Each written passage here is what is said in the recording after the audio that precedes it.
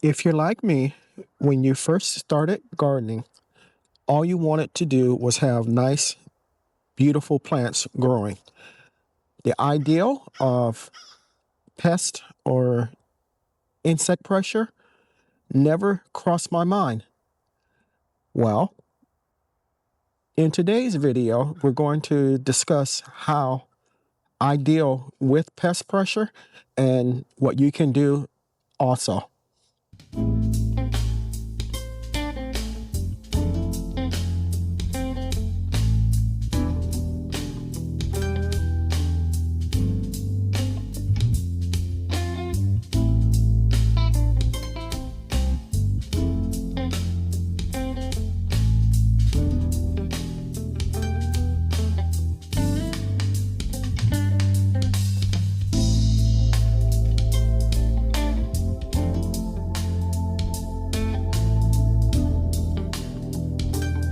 Good morning, YouTube, and welcome back to my channel. I'm Moses.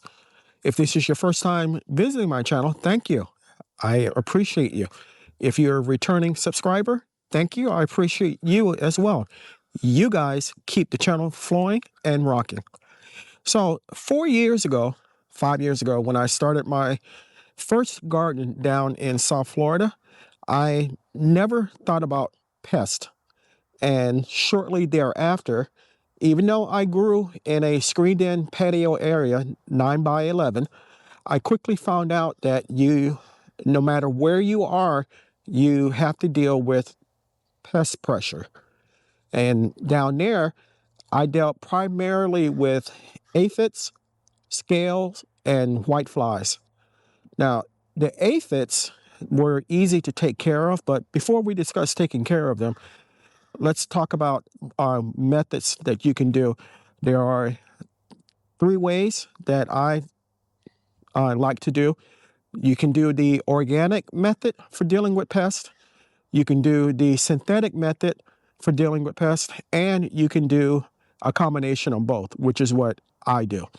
Now, as far as aphids and other soft-body pests, when you find them on your plants, you can just squirt them off with your water hose, and that will take care of that. Your spider mites, your aphids, whiteflies, you can spray them, and that will take care of it.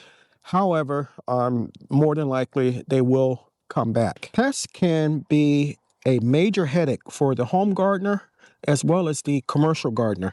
They damage plants and reduce yields. Aphids, whiteflies, and spider mites are just a few of the culprits. If not properly managed, these pests can quickly get out of control. I've seen it in my own garden, and it's very frustrating. So insects such as aphids and whiteflies, those are known as sapsuckers. Literally, they attach to your plants and suck the sap out of them, thereby stopping them from producing photosynthesis and killing the plant in the long run. Now, you can use organic pesticides to get rid of those. One of those, as I mentioned, is just getting your water hose and spraying your plants. You can also use neem oil, and I've used that in the past. You can use dish detergent. I used Castile soap and Dawn, and you can add various oils in it, such as peppermint oil or mint oil, spearmint, those types of stuff, and mix that in a solution in a spray bottle and spray it on your plants, and that will take care of the problem. However, you have to be mindful using neem oil.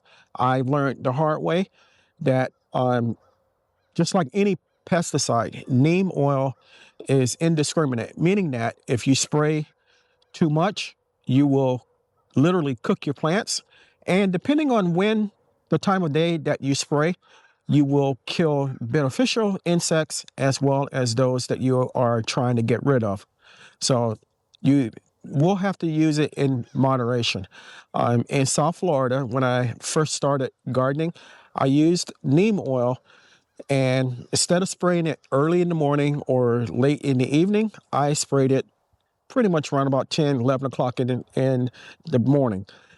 And by 3, 4 o'clock in the afternoon, I noticed that my plants were wilting severely. And in a couple days, they had died. And it was a direct result of spraying them and with the neem oil and cooking my plants. So now you can also use something called diatomaceous earth. And that is made from the shells of a sea creature called a diatom. And it is ground up into a fine powder. And basically, you squirt it onto your plants. It's like a white powder. And it's made out of silica or glass. And it literally, once the insects ingest it, it literally cuts them from the inside out and they die. When you're spraying it, you want to be careful not to get it on your skin or inhale it, because it can cause some irritation to you. There's also a natural pesticide that you can use called BT, and it stands for Bacillus, and I forget what the T actually stands for, but it's a bacteria that you spray onto your plants, and it will kill caterpillars and worms. Those are the natural ways that I know to do. I've also heard of people mixing garlic and hot pepper in a water solution and spraying that. There's various natural ways that you can use. Now, as far as the synthetic methods, I'll show you some of the ones that I use momentarily. So we're inside the greenhouse, and this is the BT that I spoke of. And basically, you follow the directions on it. It controls worms and caterpillars on fruits, vegetables, ornamentals, and other trees. And it works pretty well. And like I said, this is a natural product. This is horticulture oil, similar to neem oil. You can use this also.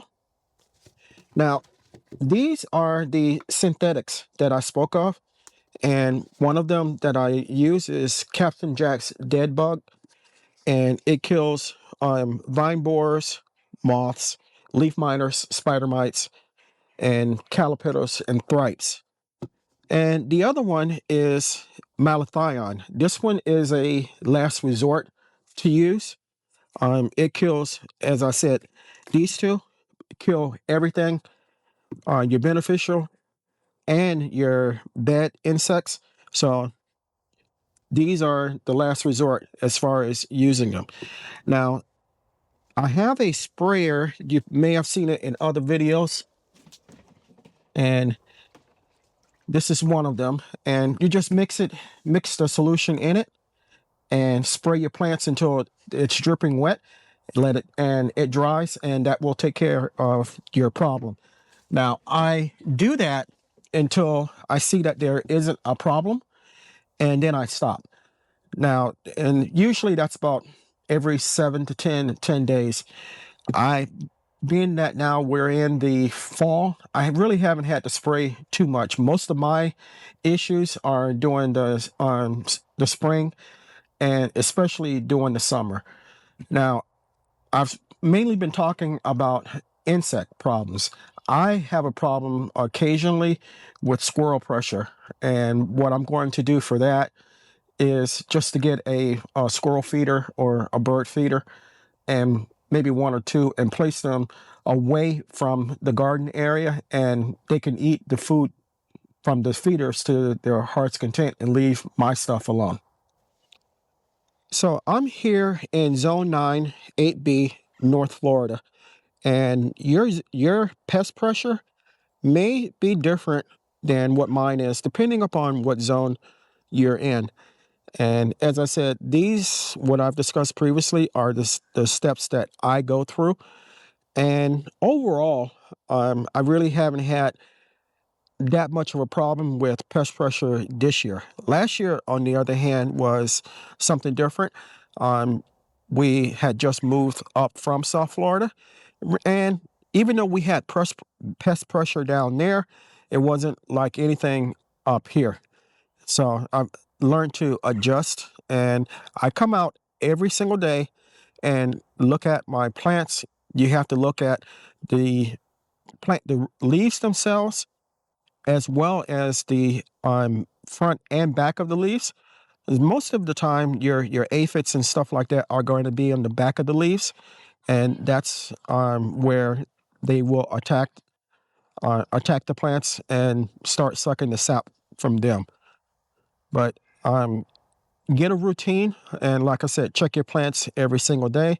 If you see a problem occurring, act upon it before it becomes a major problem and you lose the plant and have to start over.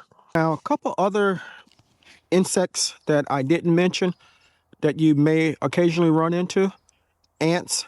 What I do for ants, ants do not really like to be disturbed. So if I find them in my ant bed, and I'm sorry, in any of my raised beds, and I'm doing something in there like harvesting or refurbishing the bed, by the very fact of moving the soil around and all, that is going to aggravate them. And as I said, they don't like that, and they will leave. I've used hot water on them, and I've also used ant bait, and that has gotten rid of the problem also.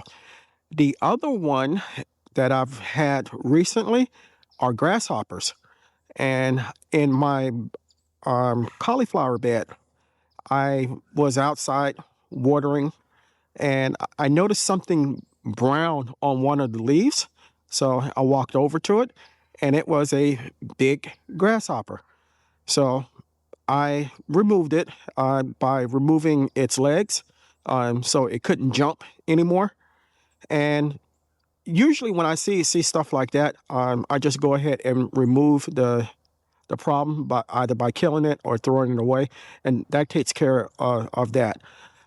This season, I dealt with a very minor pressure from hornworms, mainly in my one in my tomato area, but mainly in the hot pepper area.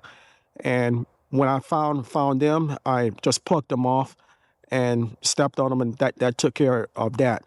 And I sprayed the plants and really didn't have that much pressure from hornworms.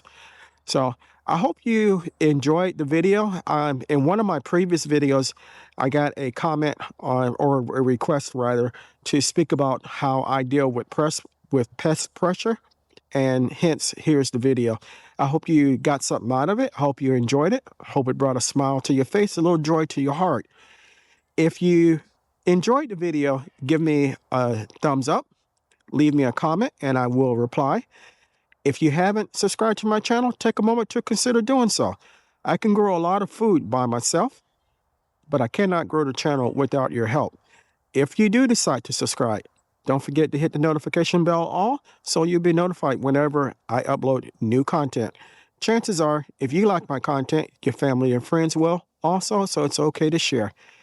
My channel and my garden has grown a lot since 2021, 2022, and I've learned a lot by watching a lot of YouTube channels. I learn more and more all the time, and that's one of the major things I love about this community. Everybody is so helpful and willing to offer their experience to those of us that are less experienced. So until next time, always remember to give the thanks to God, for without him we are nothing. Stay blessed, stay strong, and grow, grow, grow.